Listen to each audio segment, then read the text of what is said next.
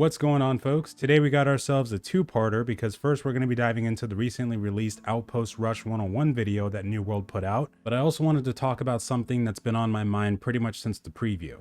Now, during that time, I did end up releasing a video talking about some of the potential issues that New World might face, and to the game's credit, some if not most of those have been taken care of. But there is one potential issue, not counting how much content is available and if it'll be enough, that I feel now takes precedent over anything else, and I wanted to talk about this before beta release, but to be honest, I didn't really know how.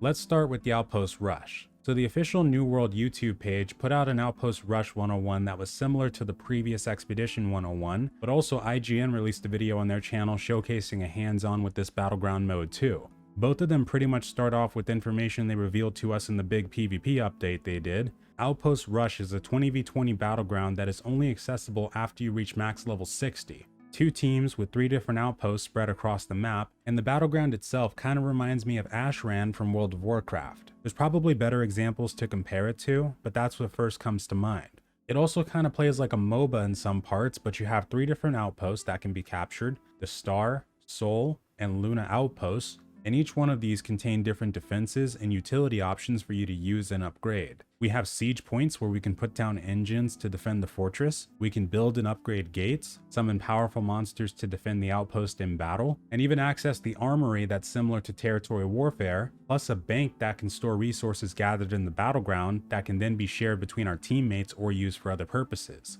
One of the things we can build inside is a command post and protection wards that provide our teammates with increased damage, armor, and a steady supply of battle tokens, plus a respawn point for the team that owns the outpost. The objective of Outpost Rush is to become the first team to reach 1,000 points during the match. With captured outposts, your team gets 1 point every 3 seconds per one you have, and player versus player kills are worth 1 point each.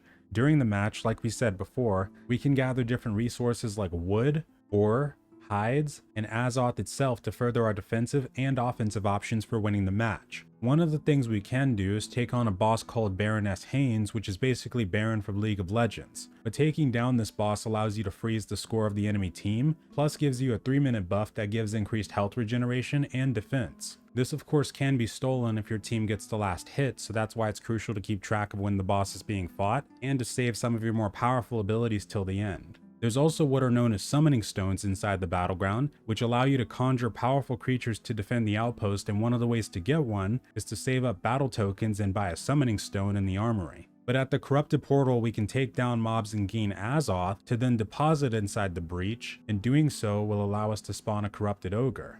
Just like the IGN video showcased, these are very powerful mini bosses that are capable of really messing up a group of players, so this can be an extremely viable option when it comes to winning this battleground.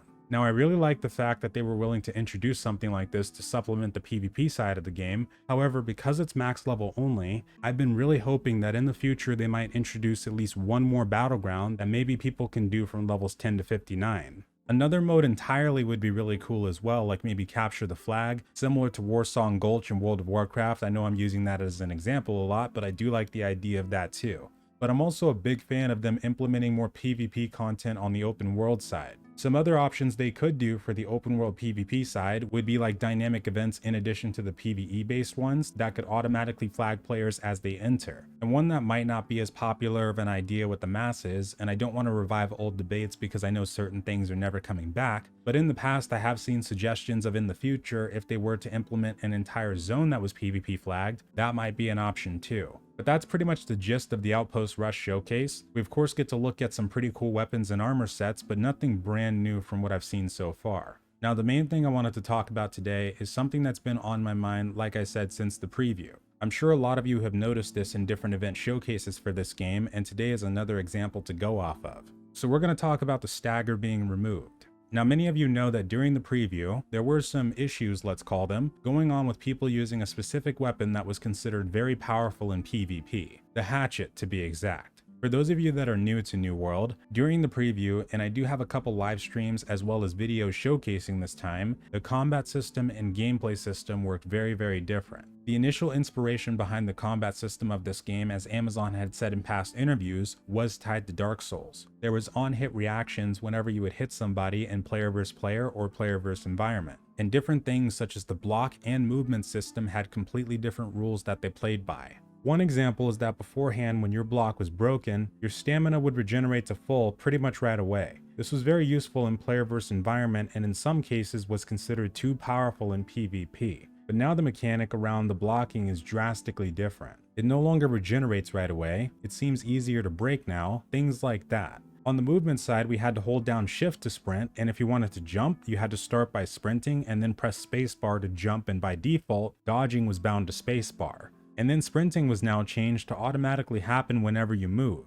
And when you get hit in either player versus player or player versus environment, there's now a slight delay that puts you in a walking animation, and a few seconds after taking no damage, you can start running again. For the combat though, this system was changed drastically, like to the extreme. The stagger on both heavy and basic attacks were completely removed, we went down from 3 weapons to just 2, and shared weapon cooldowns were taken away. Some of those changes I think people are completely fine with, but there's been a big divide about the stagger system. For an example, just look at this combat they've showcased today. You'll notice that in some parts, it might look extremely weird. One of the biggest criticisms of Elder Scrolls Online's combat system, which is something that many people compare to this game, is that sometimes when you're hitting something with melee, it feels like you're hitting them with a wet noodle. There's no reaction, there's no impact. It's basically just 2 people whacking each other and spamming skills and you hoping that they die before you.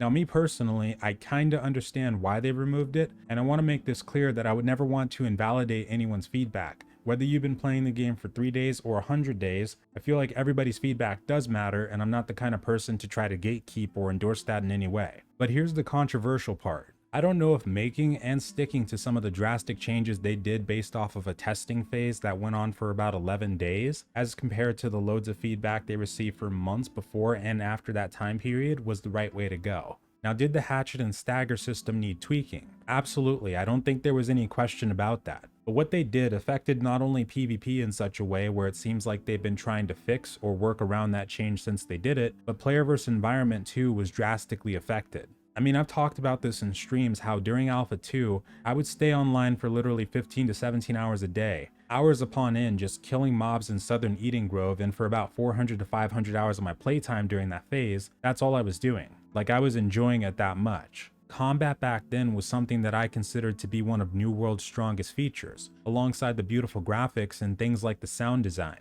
But now it's probably become the thing that I'm most worried about people in beta not liking. Even the majority of those that didn't like what the stagger system felt like in the first place. Like, the combat is still skill based, but even during the expedition event when I was using the rapier for example, in melee you have to eat a lot of these hits to dish out DPS, and sometimes it can get fairly annoying, even feel like a chore, and early on in your leveling experience you might feel this a lot.